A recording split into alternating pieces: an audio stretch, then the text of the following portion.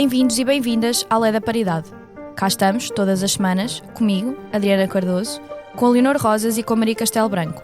E ouviram bem, é um programa de comentário político feito por 3 mulheres jovens.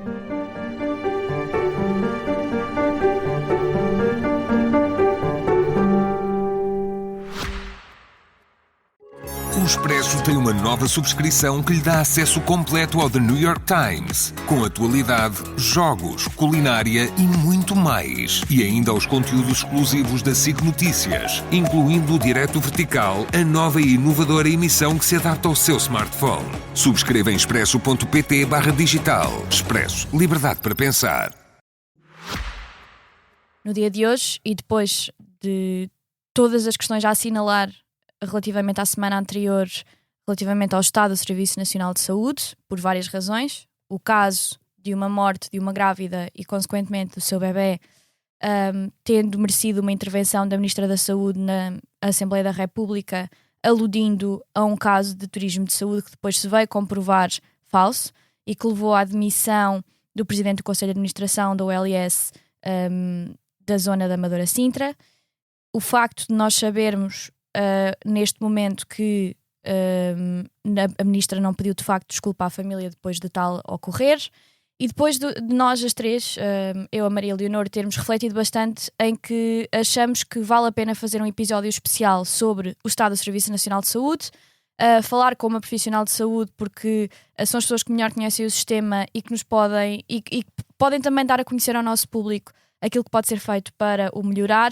Convidámos alguém que adoramos ouvir, que tem aqui um belíssimo podcast também no Expresso, a Consulta Aberta, e que de facto aconselhamos todos a ouvirem, a Margarida Santos. Obrigada, Margarida, por teres vindo. Obrigada pelo convite. A Margarida é médica especialista em Medicina Geral Familiar. Ouvem-na muitas vezes, não só claramente não ouvem na sua prática, mas ouvem-na a explicar e tentar tornar acessível ao público aquilo que é a sua prática e o que é comunicação em saúde. E acho que, e para mim, como pessoa que trabalha nesta área, é muito bom ver que pessoas novas fazem este tipo de conteúdos e podem chegar à população, e que valem mesmo muito a pena. Portanto, aconselho todos a irem ouvir o programa, em primeiro lugar. E a razão de nós termos convidado Margarida sobre esta semana, parece que nós chegamos sempre a um ponto em que só com estes casos muito assinaláveis é que efetivamente depois acabamos de falar sobre os problemas do SNS e daquilo que nós podemos fazer para melhorar o Serviço Nacional de Saúde. Nós tivemos um conjunto de mudança nos últimos tempos, tivemos a instituição de uma direção executiva do SNS, a alteração dos modelos, e tu, por exemplo, que és médica nos cuidados de saúde primários, integrações do LS, que significa cuidados de saúde primários juntos com centros hospitalares estarem juntos. E, por exemplo, uma coisa que se reparou durante este caso da Amadora Sintra foi o caso de, dentro da própria ULS, não existir a integração de sistemas informáticos. Mas isso já vem até há muito tempo. A primeira pergunta que eu te fazia, talvez para também podermos refletir um bocadinho sobre isto, é mesmo é inultrapassável esta questão da obstetrícia constantemente, que estamos sempre a ouvir, que parece até que se agudizou do facto de as urgências da obstetrícia acabarem por não ter capacidade para conseguirem servir a população inteira. Achas que isto é inevitável ou que há alguma forma de, em políticas de saúde, isto poder ser alterado? Bem, primeiro, obrigada pelo convite. Depois, acho que isto não é de todo inalcançável. É uma coisa que vai demorar tempo. Isso é uma coisa que na política é difícil, porque nós queremos tudo para amanhã, e isso é a primeira realidade que as pessoas têm de aceitar, é que não se vai mudar o SNS de um dia para o outro. Isto é uma coisa demorada, que tem de ser feita com consistência, equilíbrio, confiança política, que não tem existido nos últimos tempos, e também com perceber de onde é que vem o verdadeiro problema, não é? Há uma analogia muito usada que é da torneira que está a correr e nós estamos com as esfregonas a limpar a água, mas não fechamos a torneira. E isto é o exemplo melhor do SNS, que é porque é que nós temos as urgências cheias, porque é que nós temos grávidas mal vigiadas, porque é que nós temos o sistema tão sobrecarregado, porque é que nós temos uma população tão doente, que em última instância obviamente faz com que simplesmente não tenhamos recursos. E portanto a situação como esta dramática que tivemos na semana passada é uma das que pode acontecer, mas todos os dias há falhas muito parecidas com aquelas que aconteceu. Infelizmente aqui culminou numa morte, mas falhas destas são diárias, porque se tu estás sobrecarregado, se tu tens uma lista com imensos utentes, tu tens grávidas a quem tu pedes ecografia, que têm uma clínica em Lisboa onde conseguem fazer essa ecografia, que têm 2 médicos que o fazem com acordo e que esperam 3 meses para uma ecografia que tem de ser feita naquela semana exatamente, porque é assim que funciona no seguimento da gravidez. Portanto, tudo isto são pequenas falhas constantes das quais se falam há imenso tempo, que não são abordadas, que não são vistas como um verdadeiro problema, são coisinhas, lá está, e eu acho que aqui também é um bocadinho por ser dos cuidados de saúde primários. Nós constantemente desvalorizamos a base do SNS. E a base do SNS é a saúde pública e os cuidados de saúde primários. Apesar de ninguém saber bem o que é um médico de família, apesar de ninguém saber bem qual é esta especialidade, que os médicos de família seguem crianças e obstetras, isto é a base da saúde da população. Porque somos nós que vemos as pessoas desde que elas nascem e que, portanto, podemos intervir um bocadinho na forma como elas... No ciclo de vida inteiro. No ciclo de vida, é isso. Porque uma grávida informada também é uma grávida que tem menos risco de ir a uma urgência sem ser preciso, de reconhecer sinais de alarme, de saber a quem é que deve ligar e o que é que deve fazer. E isto faz logo imensa diferença. E, portanto, aqui eu acho que o problema não é um problema... Ou seja, claro que tem solução, mas a solução... Neste momento eu acho que é isso, nós estamos a comprar as esfregonas à torta e a direito, mas ninguém fecha a torneira, que é perceber, ok, de onde é que isto vem, qual é que é o problema. E quando de repente se arranjam imensas soluções, como vamos aumentar o número de médicos de família, vamos pôr obstetras a dar urgência aqui ou ali, mas quer dizer, se os obstetras não quiserem, isso não vai acontecer. Achas que a base, portanto, do problema é tornar o SNS mais atrativo para os médicos especialistas se quererem fixar? Não, acho que é reduzir a carga de doença em Portugal, que é uma coisa que se faz com aquilo que as pessoas não falam e que é muito importante. Portanto, claro que a obstetrícia, tudo isto são um tema muito importante, mas o sistema de saúde está sobrecarregado muito à custa de uma coisa que se chamam doenças crónicas não transmissíveis. Que são doenças que não são como uma infecção, não é? Que eu tossi e tu ficas doente, são doenças que são muito associadas aos estilos de vida. Portanto, doenças em que as determinantes sociais de saúde, por exemplo, têm imenso impacto. O facto de alguém não ter acesso à alimentação de jeito, o facto de alguém não ter acesso a uma educação de jeito, o facto de alguém viver numa casa com umidade ou viver... Eu ontem fiz um domicílio numa casa de uma senhora que vive com a sua filha com paralisia cerebral e com o seu marido completamente dependente, num T1 cheio de umidade, numa cave, quer dizer, nem sei como é que eles fazem a higiene naquela casa, uma casa cheia de bolores, cheia de umidade, com escadas, portanto nem conseguem sair de casa. Quer dizer, isto é dramático e, portanto, eu não posso depois não considerar este problema a base dos problemas do SNS, porque se nós temos uma população muito doente, os médicos estão exaustos, estão cansados, não conseguem dar resposta, não têm recursos para dar resposta, e por isso, claro que depois é muito fácil, no meio desta confusão toda, uma grávida com uma tensão que está um bocadinho aumentada, de repente nós acharmos, ok, vamos ver, e não darmos a atenção que devíamos dar. E claro que isto não desculpa nada do que aconteceu, mas é preciso dizer que é isso. Eu vos disser às 3, olha, agora gravem este podcast sem microfones e sem conseguirem falar umas com as outras.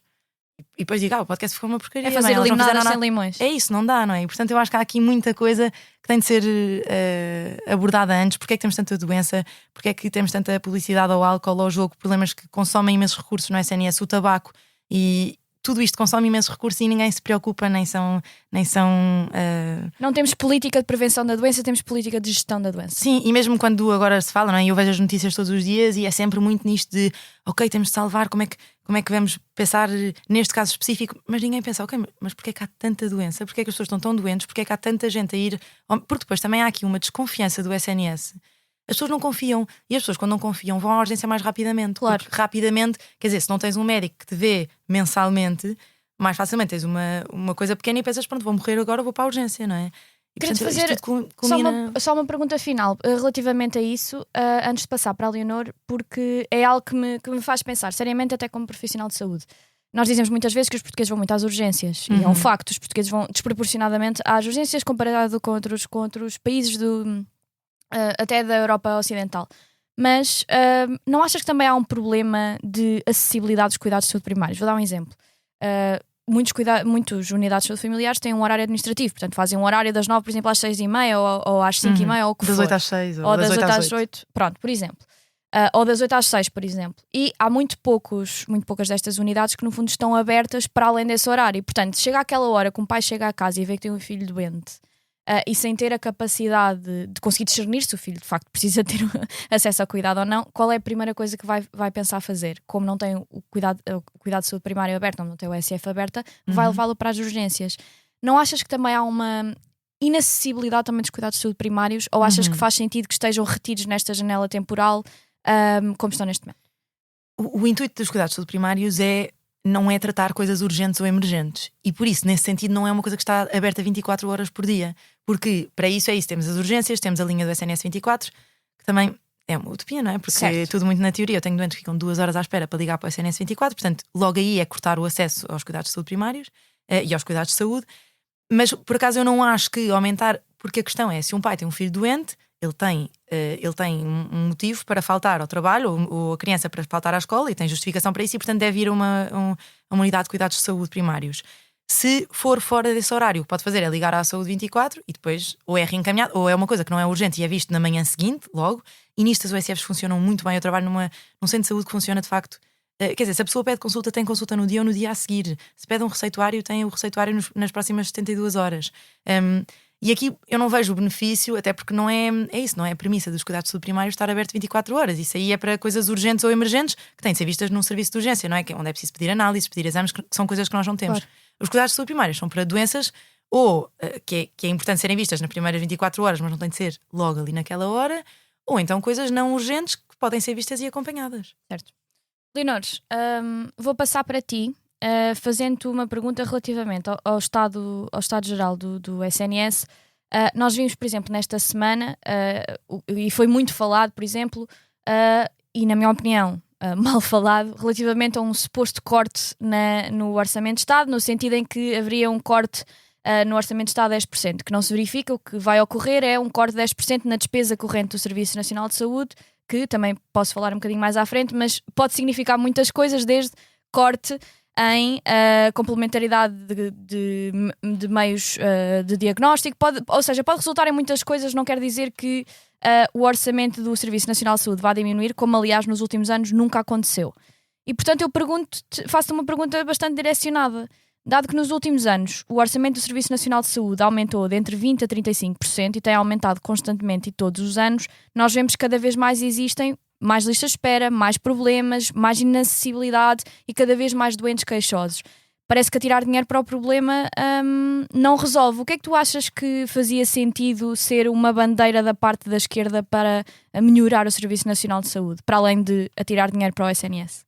Bem, antes de mais, gostava de agradecer a presença da Margarida por ter assistido ao nosso podcast, aqui um bocadinho trazer uma opinião de especialista, e começar por dizer que, apesar deste ser um episódio especial sobre o SNS, que eu sou antropóloga, portanto as coisas que eu venho aqui trazer sobre saúde são coisas muito mais de uma reflexão política sobre o que é que eu acho que podia ser o papel, que deve ser o papel do Serviço Nacional de Saúde, do que, contrariamente a ti, Margarida, e até mesmo à Adriana, que também trabalha na área da saúde, do que questões mais práticas e mais conhecedoras que vocês necessariamente têm.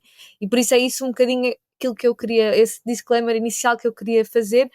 Algumas coisas sobre o Serviço Nacional de Saúde que me parecem ser muito importantes, e algumas que vocês já desmontaram nesta troca inicial, que eu até conversei antes deste programa um bocadinho para me preparar com amigas que trabalham no Serviço Nacional de Saúde, desta ideia de sustentabilidade do Serviço Nacional de Saúde. Acho que sustentabilidade é uma palavra que é muitas vezes usada por uma certa direita política para explicar como é que setores do Estado Social devem ter cortes, ou devem ser menos financiados, e pensar, e acho que isto é muito interessante, sobre o ciclo da doença crónica, ou seja, como acaba por ser um ciclo vicioso quando não se investe na prevenção, e que a carga de doença aumenta e por isso aumenta a despesa com saúde. Ou seja, escolher não investir no cuidado prolongado, nos cuidados primários, nas coisas que existem antes de uma ida à urgência ou de uma doença grave, é no fundo contribuir para esse ciclo vicioso de despesa do Serviço Nacional de Saúde. E acho que isto é muito interessante para pensar toda esta ideia, muitas vezes em volta do que é o gasto no serviço público, e como necessariamente não só na saúde mas noutras áreas, o escolher não investir o suficiente ou não investir bem no Serviço Nacional de Saúde significa entrar num ciclo vicioso. E acho também que, e agora passando um bocadinho para coisas mais recentes, acho que um tema que se tem discutido muito tem sido o tema da violência obstétrica. E sobre muitas práticas que médicos têm quando as mulheres enfim, vão dar à luz. E acho que também há uma coisa interessante, e algumas associações feministas e ligadas à violência obstétrica têm também falado sobre isto, sobre como o facto de que existem verdadeiros desertos para grávidas em algumas regiões do país e, ao mesmo tempo, regiões em que é altamente difícil ser acompanhado no Serviço Nacional de Saúde quando se está grávida. Por exemplo, na região de Lisboa e Val do Tejo é extremamente difícil marcar uma ecografia. Todas nós conhecemos casos de amigas que engravidaram e tiveram essa dificuldade enfim, em conseguir ser seguidas no Serviço Nacional de Saúde, o que faz com que quem pode é tirado para o serviço privado por uma questão pragmática, e aqueles que não podem muitas vezes são expostos a gravidezes. Aquelas que não podem muitas vezes são expostas a gravidezes com menos cuidados e que acabam por trazer mais riscos. E acho que é interessante, sendo nós um podcast feminista, tentarmos também pensar isso do ponto de vista da saúde, enfim, da saúde das mulheres, do desprezo que existe pelo sofrimento e pelo corpo das mulheres e pelo facto de ser uma violência brutal para as mulheres que estão grávidas, terem de dar à luz em ambulâncias, terem de dar à luz em casa, em situações em que não o queriam fazer, e também do que é o sofrimento imenso de perder um filho, no fundo, por omissão de auxílio. E gostava só de terminar com duas ideias muito rápidas. A primeira com uma questão de que eu acho, do meu ponto de vista, que esta ministra não tem condições para continuar no cargo. Naturalmente, quando se é ministra da Saúde, há escândalos que envolvem mortes, não é? Mas eu digo isto porque ela mentiu descaradamente, e mentiu. Eu acho que a gravidade é a mentira, mas é também o seu conteúdo que propaga uma ideia racista e xenófoba de que parecem que existem hordas de estrangeiros às nossas portas à espera para invadir o nosso Sistema Nacional de Saúde e que depois vêm exigir coisas a Portugal, o que não só é mentira, como é tentar justificar a sua incompetência ou o seu falhanço através desta desculpa xenófoba. E uma segunda questão que eu acho que seria interessante ou seja, para além destes momentos que são muito dramatizados e bem, suponho eu, pelos órgãos de comunicação social, tentar-se perceber, ou seja, fora deste escopo, qual é o impacto real que a deterioração dos cuidados no âmbito da ginecologia e obstetrícia estão a ter nas mulheres em Portugal, porque nós sempre nos gabámos, e bem, que éramos dos países com os melhores índices de saúde materna. E isso agora, acho que isto deve soar alguns alarmes, e acho que seria interessante perceber isso, e termino com isto. Eu vou passar para ti, Maria, fazendo uma pergunta. Eu tinha muita coisa para dizer. Isto é capaz de ser os meus programas favoritos que nós já fizemos, porque eu podia estar horas a falar sobre este tema, especialmente com a Margarida e com vocês. Mas vou passar para ti, Maria, para te fazer uma pergunta relativamente a esta questão política que a Leonor se mencionou, não fazendo uma pergunta já opinativa, para não dar completamente a minha opinião aqui. Falando, por exemplo, da demissão da ministra, basta-se ouvir a entrevista de Marta Temido, que deu logo após saber-se o caso de facto da morte desta grávida, que disse logo que não só não achava que a ministra se devia ter demitido, como até desejava não se ter demitido ela na altura, porque uma morte clínica não tem nada a ver com a sua competência como ministra e podia ter feito muito mais nessa altura. Eu vou-te fazer uma pergunta muito concreta. Nós sabemos que as pastas da saúde é de longe a pasta mais difícil e com menos tempo de vida dos ministros de qualquer governo. É uma pasta mesmo muito difícil de gerir. E por isso pergunto se tu achas que é uma boa aposta política de Luís Montenegro fazer, em muitos aspectos já me parece que fazer com que Ana Paula Martins persista e insista em manter-se no cargo para, tentando passar acima destes pequenos furacões, conseguir fazer políticas nesta área com algum tipo de efeito, ou se te parece que chega a um ponto que Ana Paula Martins pode tornar João Galamba, mas deste governo. Portanto, como João Galamba foi para António Costa, Ana Paula Martins pode tornar-se essa pessoa para o governo de Luís Montenegro. Eu acho que as duas coisas podem ser verdades. E antes disso, espera aí que eu ainda não consegui dizer olá à Margarida, apesar de já estarmos com bastante tempo de programa. Obrigada por teres vindo e obrigada por nos explicares também, porque eu aqui estou com a Leonor, vocês as duas especialistas adoro, eu sou zero especialista sobre o SNS e, portanto, acho que é mais interessante falar da parte política. E em relação à tua pergunta, Adriana, que é ótima, porque eu acho que podem ser as duas coisas. Isto é, eu não sou a favor da demissão.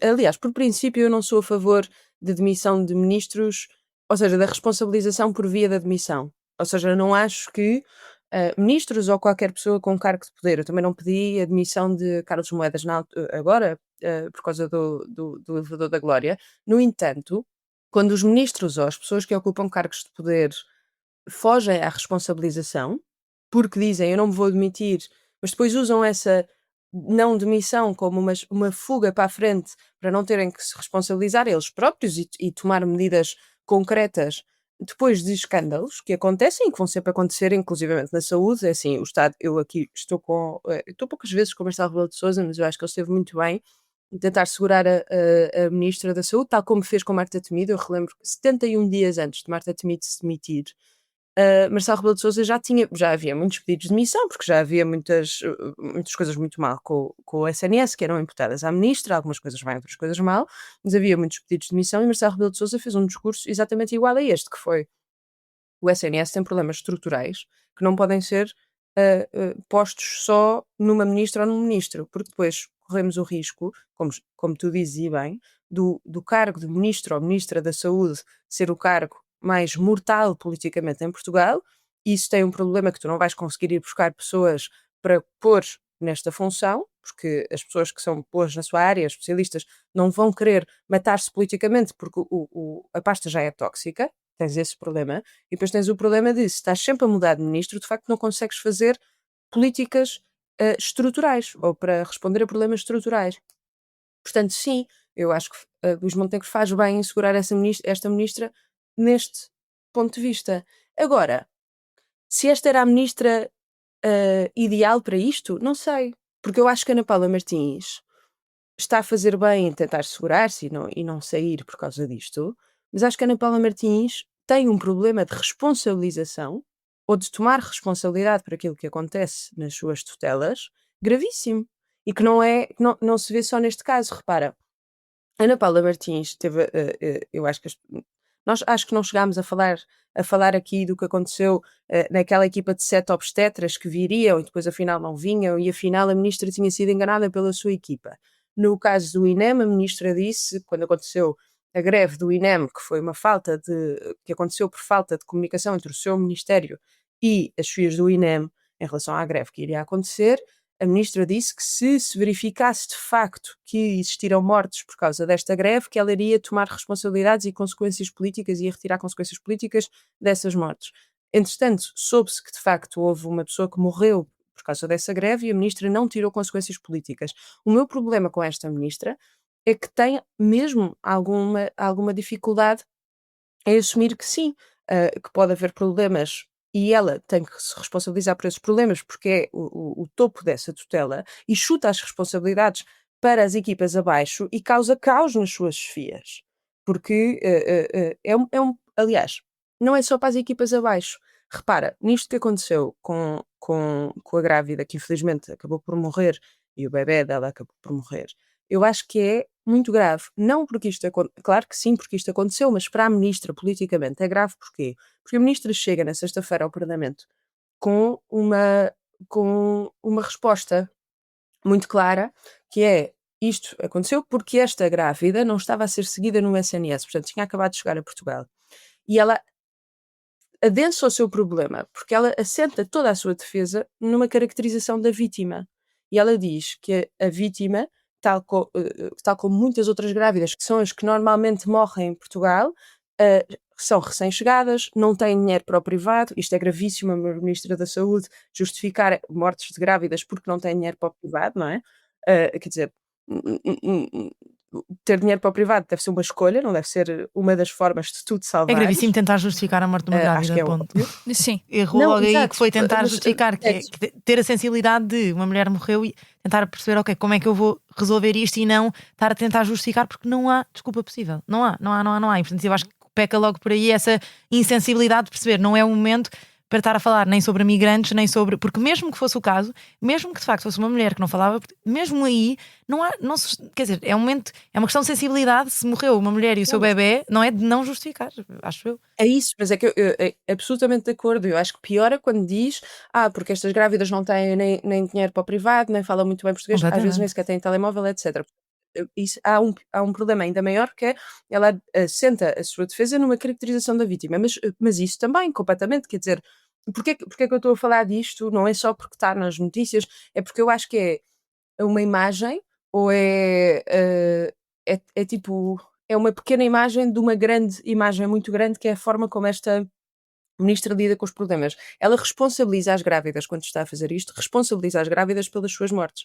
E esse é o meu problema com esta ministra, particularmente, apesar de achar que sim, que qualquer ministro ou ministra da Saúde vão ter graves problemas, e isto para terminar, Adriana, o grande problema desta ministra é que ela tem muita dificuldade em ter mão no seu próprio setor. E isso não é de agora. Infelizmente, culminou nisto. Claro, não, claro. Não é de agora. É que eu acho que o grande problema é estes ministérios, ou seja, o que eu sinto de todos, e eu estou zero dentro de política comparativamente a vocês, mas o que eu sinto destes ministros, estou a dizer que falam muito com base no diz que disse e conhecem muito pouco como funcionam os cuidados de saúde em Portugal, ou seja, eles conhecem muito pouco da urgência, conhecem muito pouco dos cuidados de saúde primários, se calhar nunca fizeram o trajeto, não sei se eles próprios irão ao médico de família, não é? Eu acho que isso era um bom teste, que é, ok, será que eu consigo marcar a consulta com o meu médico de família? Quanto tempo é que eu demoro? Como é que é se a minha filha, se a minha sobrinha está grávida? Como é que ela consegue ter acesso? E depois perceber que é isso, que eu acho que tem de haver um conhecimento para as pessoas quererem mudar as coisas. Mas também acho que há aqui outra coisa, que é o Ministério da Saúde acaba por também, aqui mais em defesa até, acaba por sofrer com tudo. Porque se há uma crise de habitação, uma pessoa quando não consegue arranjar casa ou quando está entalada financeiramente, fica doente, fica com depressão, fica com ansiedade, fica com o que quer que seja, mas aumenta muito o risco de doença. E portanto, se há ministério onde todas as falhas do governo inteiro culminam, é o da saúde. Porque as pessoas quando não têm acesso à habitação, quando não têm acesso à educação, quando não têm acesso às coisas mais básicas, a justiça, elas ficam doentes. Se alguém está à espera, tive uma utente que tem agora um ex-agressor que saiu da prisão e não tem nada que a proteja deste agressor. Não consegue fazer a vida dela, não consegue ir trabalhar, tive de lhe passar a baixa. Ou seja, tudo isto, portanto, o sistema todo e todos os ministérios culminam e as suas consequências culminam no Ministério da Saúde. E isto é ingrato, sem dúvida alguma, porque as pessoas não percebem que não dá para dissociar a saúde da economia, da habitação e tudo o resto. Está tudo junto e, portanto, nós temos de trabalhar em tudo. Temos urgentemente de resolver a base do problema, que é as pessoas não terem... Lá está, são estas determinantes sociais de saúde, não é? Mas depois, também é isso, precisamos de um ministério que consiga ouvir os médicos, os doentes, e que não seja com base no que dizem as notícias ou no que dizem outros políticos, não seja... Porque a certa altura sinto que é só uma guerra política e ninguém está a ouvir o real problema, que é... Resolvam-nos isto as ecografias, resolvam-nos isto o sistema informático. Quer dizer, esta coisa que tu falavas no início. E vou falar a seguir, sim. Nós temos mais de 4 sistemas informáticos em Se contares Portugal. com farmácias, ficam à volta dos 6 e 7, sim. É o tempo, e não há um mês em que não haja uma manhã que aquilo não funciona. Sim. Quer dizer, nós não temos tempo. Temos muitos doentes, muitas listas de espera. Portanto, isto é uma coisa que eu pergunto-me. Se calhar vocês são da política, percebem melhor. Tipo, o que é que falta para isto mudar? Porque é que é tão difícil? Quer dizer, temos tanto... É um orçamento, o orçamento para a saúde apesar de tudo, tem aumentado sempre. O que é que falta para investir nas pessoas certas? Temos tantos jovens, a inteligência artificial, há tanta coisa. O que é que falta para mudar isto? Já sabemos que é um problema, já foi reconhecido. O que é que falta para mudar? É uma questão que eu tenho contínua. Eu acho que consigo parcialmente responder essa pergunta e agora para também dizer algumas coisas sobre este tópico. Acho que eu vou começar pela base, e a base para mim começa no Ministério das Finanças. É verdade que o orçamento em saúde tem vindo a aumentar. Não só o orçamento da saúde tem vindo a aumentar, como a despesa pública em termos de saúde tem vindo a aumentar, mas nós temos aqui um problema crónico em Portugal que tem muito a ver com os nossos modelos de gestão em saúde. O nosso principal problema do Serviço Nacional de Saúde é que nós, para aquilo que é orçamentado, nós executamos a nível de orçamento de saúde percentagens vergonhosas. Eu costumo dar este exemplo. Nós, no primeiro trimestre de 2024, são os dados mais recentes que nós temos relativamente ao início de um trimestre, em que passa aquela toda aquela fase, e tu certamente sabes muito bem disto, Margarida, do fim de outono, início de inverno, em que há as gripes, as questões respiratórias todas, e depois começas a conseguir respirar um bocadinho mais no início de janeiro, e portanto aí começa-se a poder fazer trabalho muito mais para além daquilo que são as gripes e as infecções respiratórias, e esse trimestre normalmente em políticas de saúde é o melhor para ser avaliado em termos de execução de orçamento. Em 2024 foi 3.7. Quando tu executas 3.7 um orçamento, não interessa o quão grande o orçamento é. Claro, se não fazes uma execução que seja minimamente capaz, acaba por não acontecer. Depois falhamos metas consecutivas em utilizar fundos europeus, por exemplo, dos do PRR, para conseguires fazer investimento em infraestruturas, conseguires fazer renovação, por exemplo. Nós falamos muito do facto dos meios complementares de diagnóstico no Serviço Nacional de Saúde serem muito adjudicados ao privado, porque de facto não existe capacidade interna do público acabar por fazê-los. Podias utilizar fundos, por exemplo, do PRR para aumentares a capacidade do hospital. Vamos imaginar. Isto é um exemplo absurdo, porque uma urgência tem, por norma, uma máquina de raio-x. Mas vamos dar este exemplo. Em vez de tu teres 300 doentes que durante um mês tu estás a passar para o privado para fazeres um raio-x, investires à cabeça numa máquina de raio-x para o centro hospitalar, para que possas fazer ou para os centros de saúde, internamente, ou para os próprios centros de saúde. Portanto, é esta incapacidade de planeamento, e quando existe a capacidade de grandes fundos europeus depois para investimento, e tu nem sequer consegues executar aquilo que já tens no orçamento da saúde, isso para mim é a base do problema. E depois passas para outro ponto, que é e para mim tem a ver mesmo com o facto de, consecutivamente, com troca de governos, prioridades políticas, mesmo dentro do Ministério da Saúde, alterarem-se completamente. A maior prioridade do Ministério de Manuel Pizarro e, anteriormente, do Ministério de Marta Temido foi a Direção Executiva do Serviço Nacional de Saúde. Esta ministra é contra a existência da Direção Executiva do Serviço Nacional de Saúde. Não existiu a primeira vez que se fez o quadro legislativo para destringir claramente quais é que seriam as competências da Direção Executiva. Não houve uma conversa entre a PS e PSD. Foi feita, por exemplo, por um partido. Chegamos com um novo partido que não considera que não é um novo partido, ou seja, quando o PSD depois retoma acesso ao poderes, verifica-se que não concorda com as competências, e portanto todo o trabalho que tinha vindo a ser feito durante 8 anos é completamente atirado para baixo d'água. O mesmo se verifica com as ULS. Esta ministra foi muito vocalmente sempre contra a integração do modelo do LS naquilo que se chamavam os polos universitários, ou seja, centros hospitalares que tinham agregado as universidades, o caso de Coimbra, o caso do Santa Maria, o caso do São João no Porto, não fazerem parte do conceito do LS porque deviam ter uma administração que fosse externa e fosse independente. Chegamos agora para novas políticas encetadas pela parte deste governo, já estão a falar em modelos do SFC e querem reverter as ULS, tirando competências às administrações do LS quando ainda estão a existir. E depois outra coisa relativamente ao quadro geral da saúde que acho que vale mesmo a pena dizer e para as pessoas terem noção. Eu lembro-me de estar na faculdade e ler do Correio de Campos em 92 que aquilo que devia ser o nosso maior investimento nos próximos anos era um sistema integrado informático para o Serviço Nacional de Saúde. Estamos a falar em 92. Eu quero só dar um exemplo porque as pessoas não têm mesmo noção disto. Imaginem-se um idoso polimedicado, ou seja, que faz muita medicação. Que é a maioria dos idosos que vejo em consulta. E esse idoso está a andar na rua e tropeça e cai.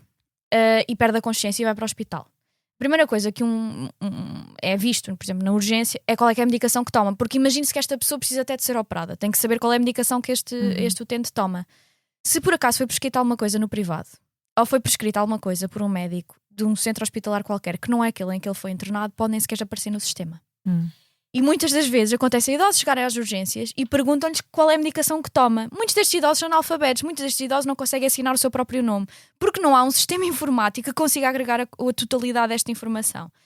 Isto é só um exemplo muito claro para perceberem aquilo com que os profissionais de saúde lidam todos os dias, e não são só médicos, não são só farmacêuticos, não são só enfermeiros. Imaginem-se um técnico de emergência médica que vai socorrer um idoso eu já assisti a acontecer que, se for perto da casa dele, vai buscar o cesto da medicação para levar para as urgências, para o médico que o atender conseguir ter acesso a essa informação.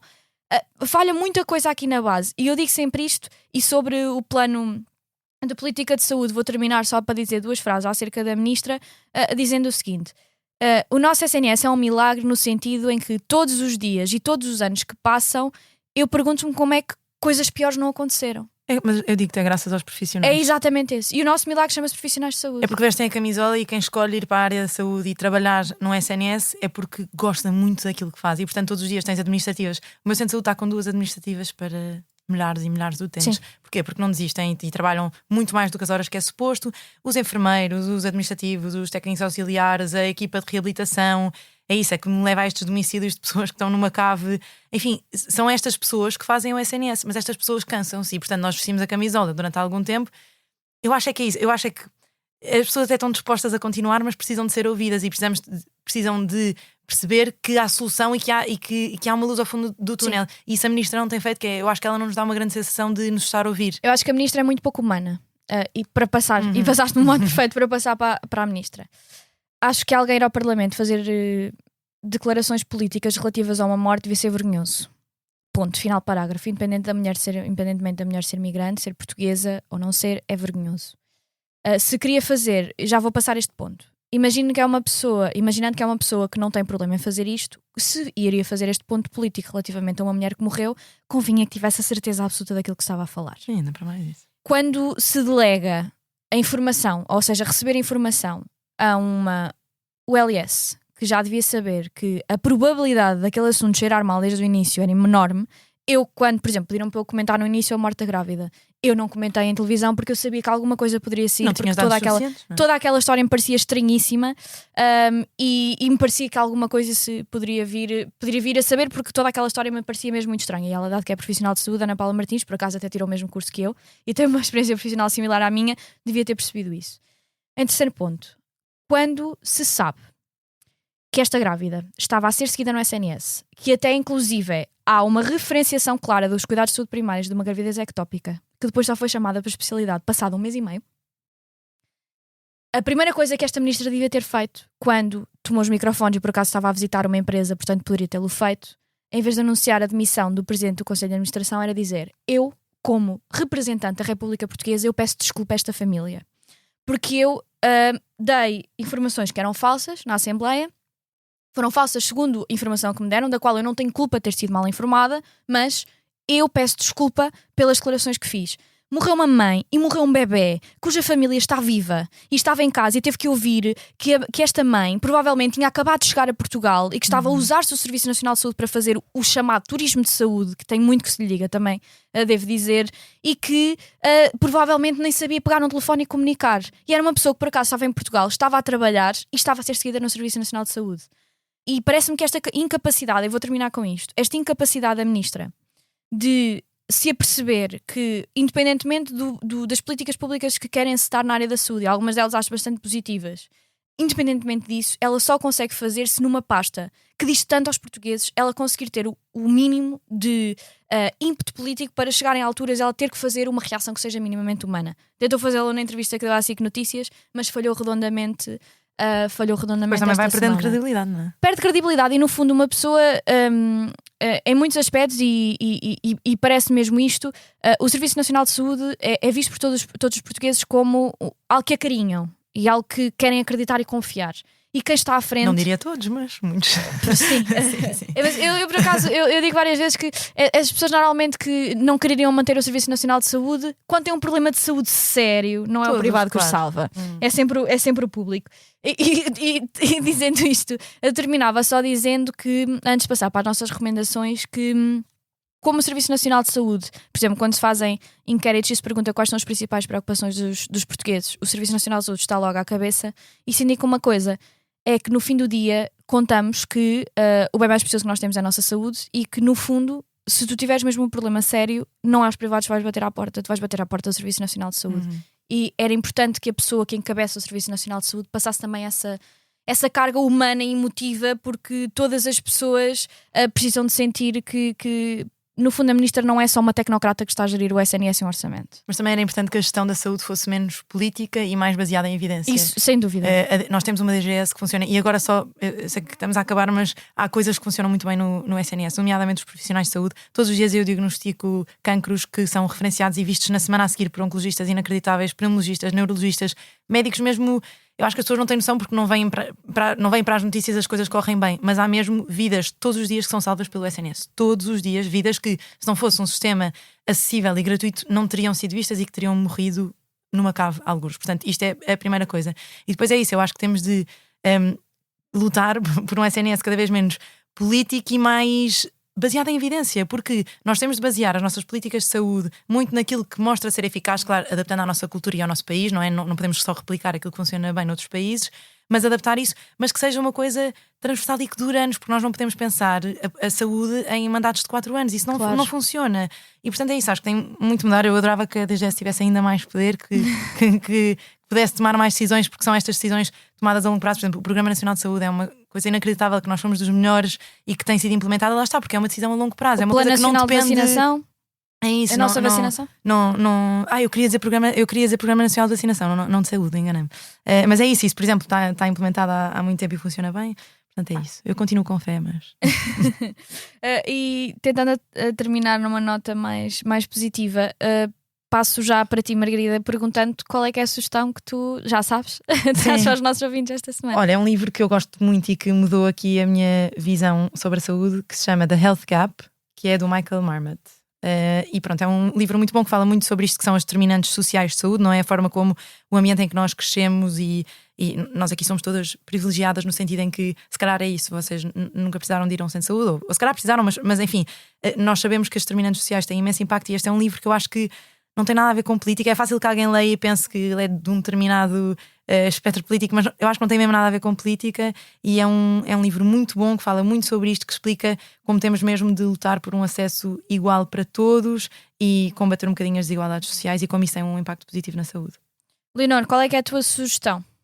Bem, a minha sugestão vai mais no sentido de falar um bocadinho de saúde mental, porque não tivemos a oportunidade de falar, mas acho que é um tema muito premente, tendo em consideração que imensos indicadores de saúde mental em Portugal fazem soar bastantes alarmes e são bastante graves, nomeadamente na toma de medicamentos psiquiátricos, no suicídio, até na ideação suicida entre pessoas mais jovens, nos níveis de ansiedade, que até agora estudos recentes indicam que afetam particularmente as mulheres.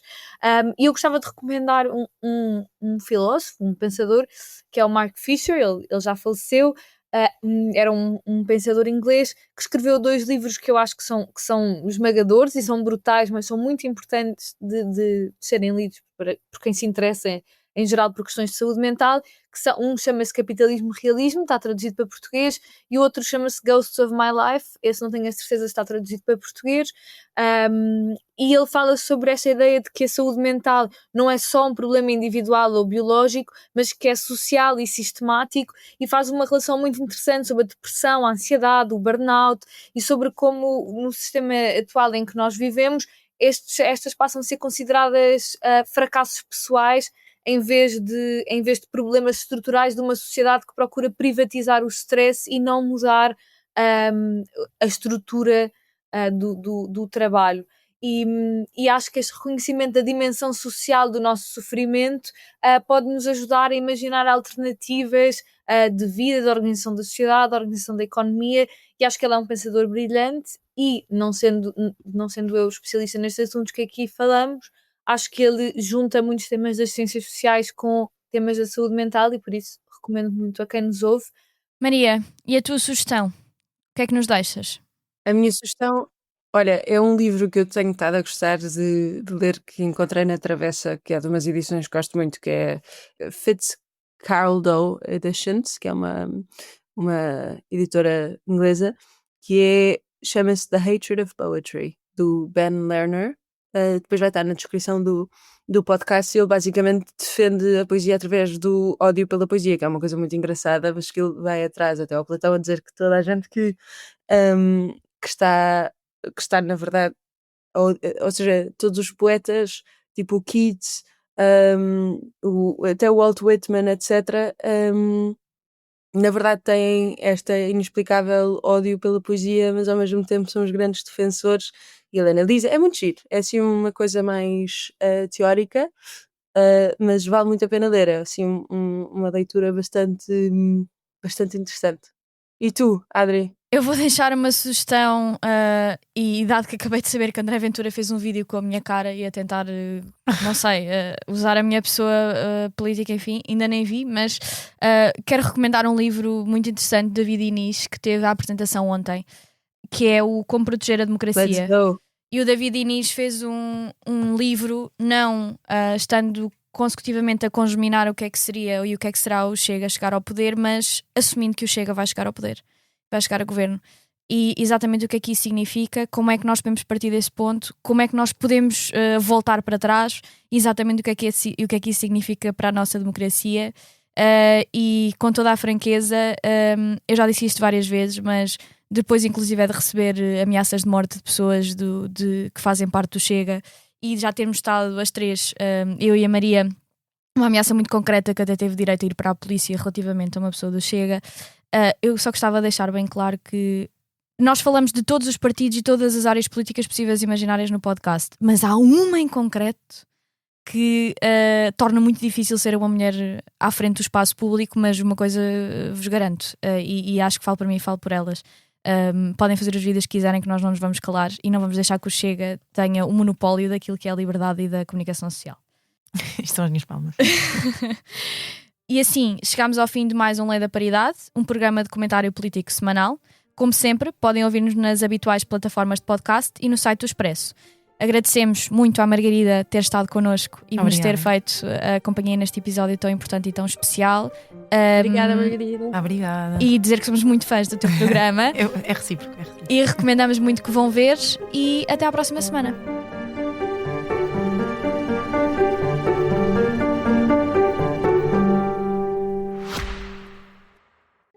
O Expresso tem uma nova subscrição que lhe dá acesso completo ao The New York Times, com atualidade, jogos, culinária e muito mais. E ainda aos conteúdos exclusivos da SIC Notícias, incluindo o Direto Vertical, a nova e inovadora emissão que se adapta ao seu smartphone. Subscreva em expresso.pt/digital. Expresso. Liberdade para pensar.